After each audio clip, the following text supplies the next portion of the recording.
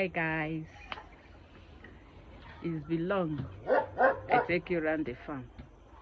We are going to visit the poultry farm. Let's see how the birds are doing.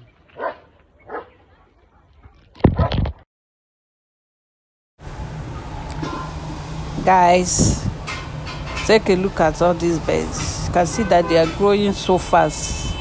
We bought them on the 27th of September. So 27th of this November made them 2 months. So today is 2 months and 4 days. 2 months and 4 days, if I'm not mistaken. See how big they are. The female ones, we happen to scare some of them. We get female ones for 4 kg, while the male one almost 5 kg.